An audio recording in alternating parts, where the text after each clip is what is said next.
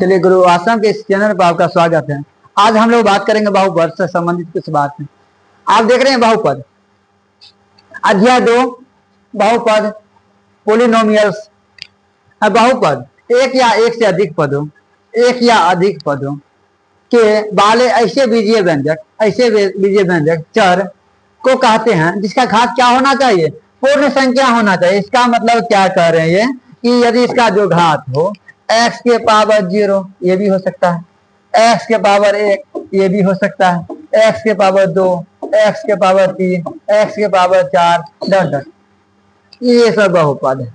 अब मान में सेट होता है बच्चा को कौन बहुपद नहीं है। आप देखिए जैसे x रूट में दे दिया, ये आपके पास बहुपद नहीं है। x के पावर 1/2 दे दिया, ये भी बहुपद नहीं है। x के पावर 1/3 दे दिया, ये भी बहुपद नहीं है।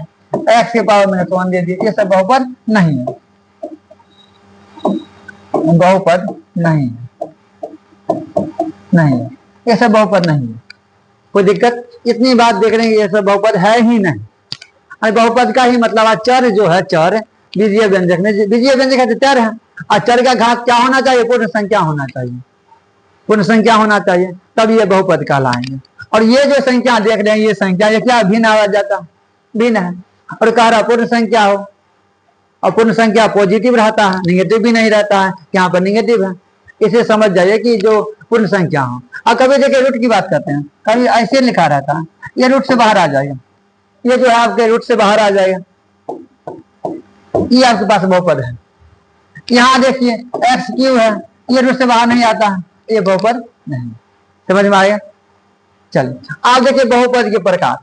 आप बहुपद के जो प्रकार की बात करते हैं, प्रकार एक होता है एक पद बहुपद, एक पद। आप एक पद वाले बहुपद आराम से पढ़िएगा, एक पद, एक पद, एक पदीय बहुपद, यानी वैसी बहुपद जिसमें एक पद है, वो भी हम जाएंगे। विशेष प्रकार के जो बहुपद आएंगे तब उसमें रैखिक द्विघात त्रिघात आ जाएंगे। तो ये जो है इसको ये जो एक पदीय बहुपद, यानी एक पद, एक पद, एक पद, ये सब क्या है, रैखिक बहुपद नहीं, एक पदीय बहुपद है। फिर देखिए द्विपदीय बहुपद, द्विपद वाले बहुपद, द्विपदीय बहुपद जिसमें दो पद हो, ये नान्त का भी काम देगा, अत्यंत वाले को भी काम कर देगा। दो पद, दो पद वाला आराम से देखिएगा, दो पद वाला तो x+2 हो जाए, x+3 हो जाए, ये सब दो पद वाले, दो पद, एक एक दो पद हो गए। ठीक, अब होता तीन पद, त्रिपद, त्रिपद वाले बहुपद, उसी बहुपद जिसमें पदों की संख्या 3 हो, उसे क्या कहेंगे, तीन पद वाले बहुपद कहेंगे। अब 2x² + 3x+4, ये तीन पद वाले। तो अब होता है एक विशेष प्रकार के बहुपद, विशेष प्रकार के बहुपद, विशेष प्रकार के बहुपद में होता देखिए बहुपद, द्विघात बहुपद, त्रिघात बहुपद। चलिए अब इसमें देखिए, इसमें कहेगा शून्यक, शून्यक निकालिए। अब x बराबर ये शून्यक हो गया। अब इसमें कहेगा शून्यक निकाले रही, तो जैसे p(x) बराबर, यदि आपके पास x+2 है, ये कह रहा है इसका शून्यक निकालिए, 0 दे दीजिए, इसको क्या है 0+2, ये आ गया। अब इसी में देखिए शून्य के बराबर का मतलब क्या, x बराबर, आप x का मान है 2, यही आपका शून्यक है। और इसकी चर्चा हम करेंगे, आप दिक्कत नहीं दीजिएगा। तो p(x) बराबर क्या, शून्यक है, शून्यक, शून्य का मान क्या होगा, px का मान बराबर 0 कर दीजिए, वही शून्य का मान निकलेगा। मतलब कौन सा संख्या ऐसा होगा जो आप शून्य बना दें, उसे ही शून्य कहते हैं। कौन सी संख्या जो बना आपको शून्य बना दे। चलिए अब तो कोई दिक्कत नहीं।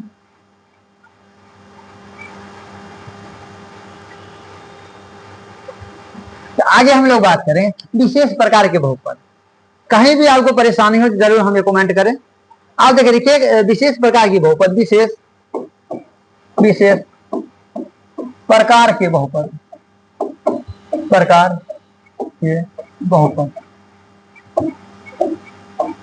अब इसमें देखिए, इसमें पहला आता है रैखिक बहुपद। अब देखिए शून्य बहुपद कह सकते हैं, शून्य बहुपद, शून्य बहुपद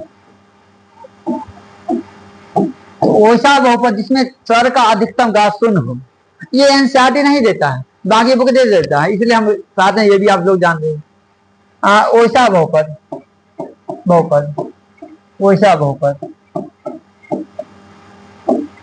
बहुपद जिसमें चर का घात, जिसमें चर का घात शून्य हो। जैसे हम देखिए एक्स पावर 0 दे दीजिए, y के पावर 3 दे दीजिए, y के पावर 0 प्लस 3, ये सब क्या है? शून्य बहुपद, इसको कहते हैं शून्य बहुपद। दूसरा आप देखिएगा होता रैखिक बहुपद, रैखिक बहुपद। यहां से आपकी बात कहानी बनता है, रैखिक बहुपद, बहुपद। आप इसमें देखिए, आराम से देखिएगा, बढ़िया से। तो ओइसा बहुपद, ओइसा बहुपद, बहुपद जिसमें चर का अधिकतम घात, चर का अधिकतम घात, अधिकतम घात, घात 1 हो, चर का अधिकतम घात 1 हो। व्यापक रूप इसका देखिए, व्यापक रूप, रूप ये होगा ए एक्स प्लस बी। जैसे में आप कह सकते हैं, जैसे में आप कह सकते हैं 2x plus 1, x plus 5, ETC लगा सकते हैं। ये सब रैखिक बहुपद है। इसमें जो चर है x है, इसकी घातों की संख्या 1 ही रहेगी, इसका जो घात है 1 रहेगी। चलिए अब सुन, रैखिक बहुपद के बाद आप बात कर सकते हैं द्विघात बहुपद। वैसा बहुपद जिसमें अधिकतम घात कितने होंगे? 2 होंगे, उसे द्विघात बहुपद कहते हैं। आप इसका शून्य की अगर बात करते हैं, देखिए ए एक्स प्लस बी बराबर 0, एक्स बराबर आपके पास आ जाएगा, एक्स बराबर आप कह सकते हैं माइनस बी बाय ए, इसका शून्य हो जाता है, शून्य। रैखिक बहुपद में शून्यकों की संख्या 1 होती है। चलिए और बात करेंगे। अब हम लोग बात करेंगे रैखिक बहुपद, रैखिक के बाद द्विघात बहुपद।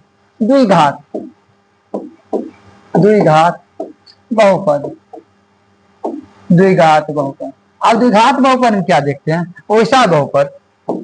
इसमें आप कहते हैं ओइसा बहुपद, ओइसा बहुपद, बहुपद जिसमें चर का अधिकतम घात, चर का अधिकतम घात, अधिकतम घात, घात अधिकतम घात कितना हो? 2 हो, अधिकतम घात 2 हो, चर का अधिकतम घात 2 हो। इसका व्यापक रूप देखिएगा, इसका व्यापक रूप, व्यापक रूप A x square plus B x plus C, इसका व्यापक रूप है। आप देखिए x square plus 2x plus 3, x square plus 1, y square plus 3, dot मार दीजिए।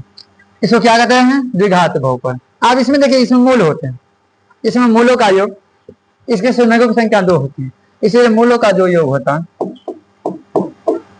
इसको रूट बोला जाता है। मूलों का जो योग होता है अल्फा प्लस बीटा, इसमें होता है आपके पास माइनस बी बाई ए।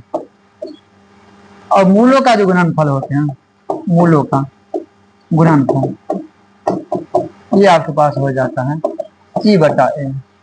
कोई दिक्कत? मूलों का जो गुणनफल होता है सी बटे ए। चलिए अब बात करेंगे त्रिघात बहुपद की। त्रिघात, त्रिघात बहुपद, ओइसा बहुपद। त्रिघात में देखिएगा, त्रिघात बहुपद में, त्रिघात, कोई दिक्कत? त्रिघात बहुपद, बहुपद